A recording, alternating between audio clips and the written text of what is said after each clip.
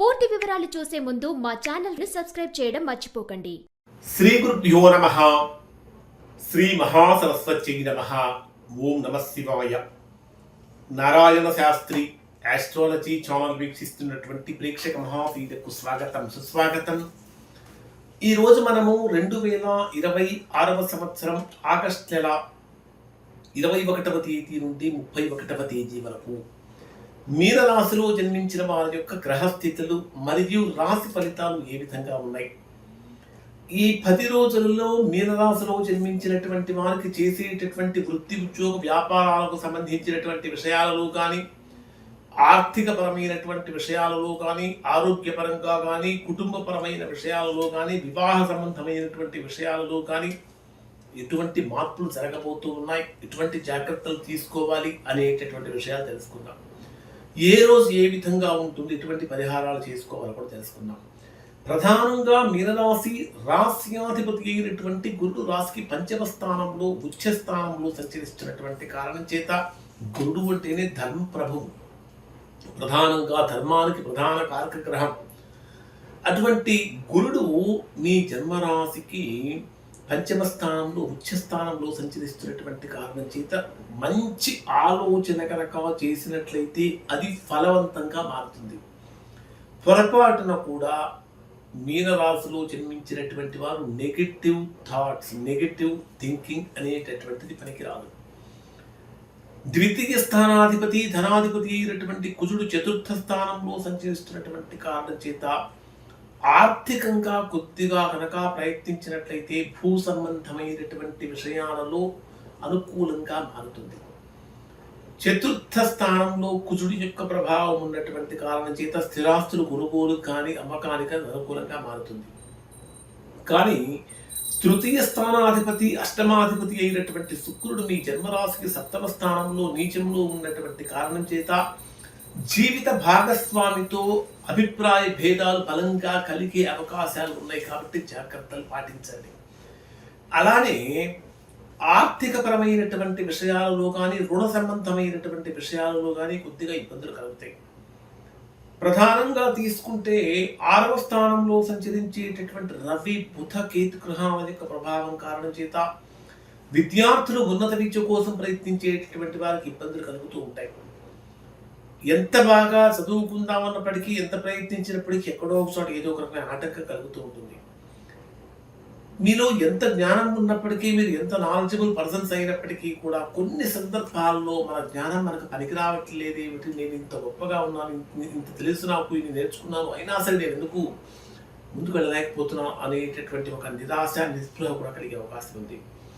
నిరుద్యోగులుగా ఉన్నటువంటి వారు పట్టు వదలకుండా గట్టిగా కనుక ప్రయత్నించినట్లయితే ఖచ్చితంగా మంచి ఫలితాన్ని ఇక్కడ మీరు పొందుతారు, ఖచ్చితంగా పొందుతారు.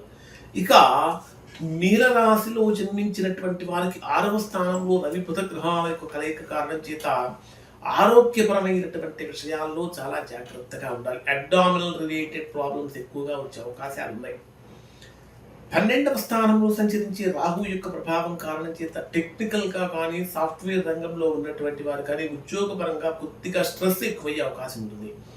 నిన్నటిదాకా ప్రశాంతంగా ఉన్నటువంటి జీవితంలో, ప్రశాంతంగా సాగినటువంటి జీవితంలో ఏదో ఒక్కొక్కటి చిన్న చిన్నగా సమస్యలు ఏమైనా మొదలవుతున్నాయా అనే భావన కూడా కలుగుతుంది. అటువంటి వాటిని కొంచెం జాగ్రత్తగా చూసుకోండి. వాస్తవంగా చెప్పాలంటే మీనరాశి వారికి ప్రస్తుతం బాగానే ఉంది. ఎవరైనా మీనరాశిలో జన్మించినటువంటి వారు విపరీతమైన సమస్యలు కనుక ఎదుర్కొంటూ ఉంటే దానికి కారణం, ఇప్పుడు మనం చెప్పేది కేవలం గోచారం ఆధారంగా చేసుకొని చెప్తున్నాం. దానికి కారణం మీ వ్యక్తిగత జాతక చక్రంలో ఏర్పడినటువంటి దోషాలు కానీ, మీకు జరుగుతున్నటువంటి మహద్దశలు, అంతర్దశలు కానీ కారణమై ఉంటాయి. అటువంటి సందర్భంలో ఒకసారి మీరు మీ యొక్క వ్యక్తిగత జాతకాన్ని విశ్లేషణ చేయించుకొని దోషం ఎక్కడుందో తెలుసుకొని దోష నివారణ కనుక చేయించుకుంటే చక్కగా సత్ఫలితాన్ని పొందుతారు. మరి ఇప్పుడు మీనరాశిలో జన్మించినటువంటి వారికి డే వైజ్గా కనుక పరిశీలిస్తే ఏ విధంగా ఉంటుందంటే 21వ తేదీ ఉదయం నుంచి 22వ తేదీ మధ్యాహ్నం 2:50 వరకు ఉండేటటువంటి సమయంలో ఇది బ్రహ్మాండమైనటువంటి అదృష్టాన్ని కలిగిస్తుంది, దూర ప్రయాణాలు కలిగిస్తూ ఉంటుంది, గురువుల యొక్క ఆశీర్వాదాన్ని ఇస్తుంది. ధర్మబద్ధంగా జీవనం సాగించేటటువంటి వారికి ఇది చాలా బాగుంటుందని చెప్పాలి. ఉన్నత విద్య వంటి అంశాలతో మొదలవుతుందని చెప్పాలి. ఎప్పటి నుంచో ఆగిపోయినటువంటి ఒక ప్రయాణం గురించి మీకు ఆలోచన కలుగుతుంటుంది. ఒక పెద్ద మనిషి లేదా గురువుల నుంచి వచ్చే సూచనలు సలహాలు మీకు బాగా ఉపయోగపడతాయి. విద్యార్థుల కాన్సన్ట్రేషన్ పెరుగుతూ ఉంటుంది. ఉద్యోగపరంగా వివాహపరంగా అన్ని రకాలుగా బాగుంటుందని చెప్పాలి. వీలైతే ఖచ్చితంగా మీరు చేయవలసినటువంటి ఒక పరిహారం ఏమిటంటే దత్తాత్రేయ స్వామి యొక్క ఆరాధన చాలా మంచిది. 22వ తేదీ మధ్యాహ్నం నుంచి 25వ తేదీ ఉదయం 2:50 25వ తేదీ ఉదయం 3:36 వరకు ఉండేటటువంటి సమయంలో ఇది మీ కెరీర్ వైజ్గా కనుక తీసుకుంటే చాలా కీలకమైనటువంటి మార్పులు తీసుకొస్తుంది. కొత్తగా ఇంటర్వ్యూస్కి వెళ్ళే వారికి అనుకూలంగా మారుతుంది.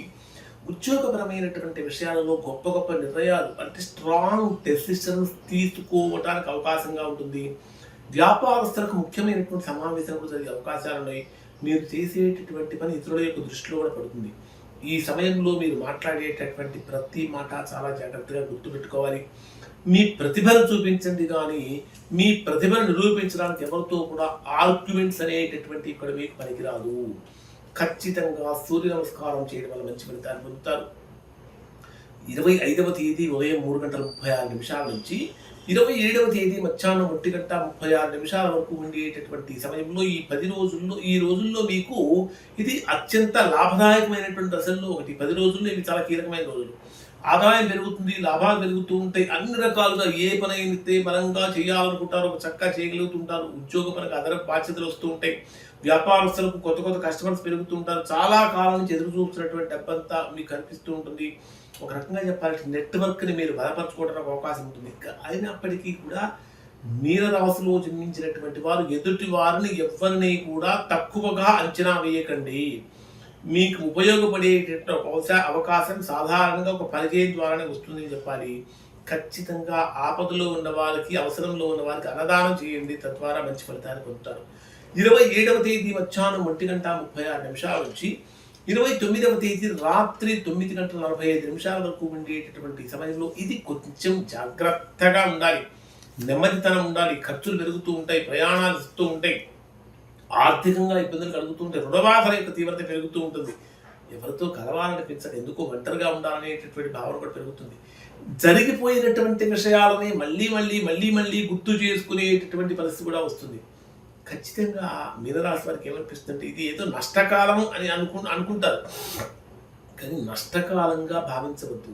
ఇది మీకు తాత్కాలికంగా విరామం తీసుకునేటటువంటి కాలం మాత్రమే. ఇక ముఖ్యమైనటువంటి జాగ్రత్త ఏమిటంటే రాత్రి పూట ఆన్లైన్లో కొనుగోలు చేయకండి. అవసరం లేని చెల్లింపులు, తెలియని వ్యక్తులకు ఆర్థికపరమైనటువంటి ఆఫర్లు ఇవ్వటం మంచిది కాదు. ఖచ్చితంగా శివారాధన చేయండి. నిద్రపోవడానికి కంటే ముందు మనస్సును ప్రశాంతంగా ఉంచుకోండి. 29వ తేదీ రాత్రి 9:45 నుంచి 31వ తేదీ రాత్రి వరకు ఉండే సమయంలో ఇది మరలా బ్రహ్మాండంగా భవిష్యత్తు మీద, మీ నిర్ణయాల మీద మంచి దృష్టి పెడతారు. ఇక ఆత్మవిశ్వాసంతో కూడిన నిర్ణయాలు తీసుకుంటారు. నేను అలా ఉండకూడదు, నేను ఖచ్చితంగా ఇలానే ఉండాలి అనే ఒక స్ట్రాంగ్ డెసిషన్ మీలో వస్తూ ఉంటుంది. ఉద్యోగ మార్పులకు సంబంధించినటువంటి విషయాల గురించి కూడా మీరు ఆలోచిస్తూ ఉంటారు. ఒక రకంగా చెప్పాలంటే ఇది మళ్ళా బ్రహ్మాండమైనటువంటి అనుకూలమైనటువంటి రోజులని చెప్పాలి. ఇవి మీనరాశి వారి యొక్క ఫలితాలు. శుభం.